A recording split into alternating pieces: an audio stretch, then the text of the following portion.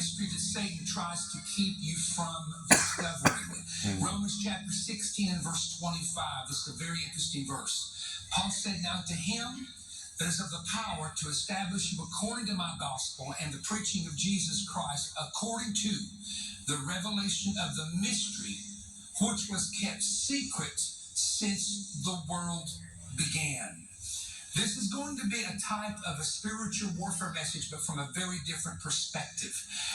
If I look at the Bible and we talk about spiritual warfare, spiritual warfare is warfare designed to attack the human spirit, your body, soul, and spirit. Sickness is a physical attack. Fear is a mental attack. But everything is designed to impact the human spirit, because the human spirit is where the blessings of God flow out of. So if the human spirit is impacted in any way, it can create a block to the blessings of flowing from heaven to you or from you to others in your life.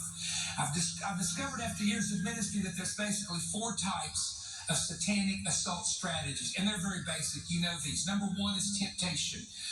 Being tempted to sin, pressure to do wrong. Matthew chapter 4 is an example of that, where Jesus was tempted of the devil. The second is what I call oppression of the enemy. Oppression is very real if you've never experienced it. The Bible said Jesus healed all that were oppressed of the devil. So where does oppression come from? Never from God. It is something that is a satanic weapon. Then we find out that fear is another one of the 4 strategies of Satan. Romans chapter 8, verse 15, there is what the Bible calls a spirit of fear. And fear has torment. That's in your Bible. So fear is a very strong weapon. The 4th weapon is one of Satan's biggest weapons, because this is what he does continually, to accuse the brethren, or the sisterin, which is not a word, by the way, but the brothers and the sisters of the church, of their past, that they have done. Now, why is it in a word? Because in the Greek, they didn't bother, Perry. Right. But we got one in the English, by the way. Right.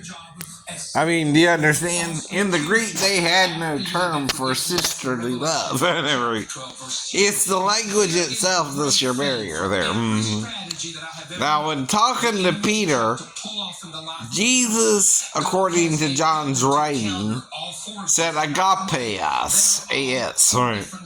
Now, we all know agape, A-G-P-E, is how you spell the word.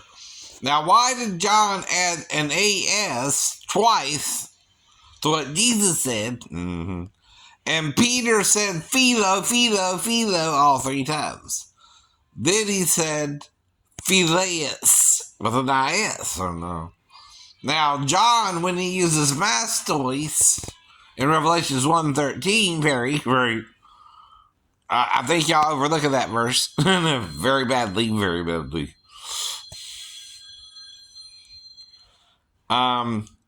Is mastois, right? Now, I think the I or the A can apply towards a female. Thea is goddess, right? Theon has to do with the archons, right? Or princes, right? In Greek. And, I guess arcana would be princesses, right? And there was no word for sisterly love, I guess, in Greek. Or is there?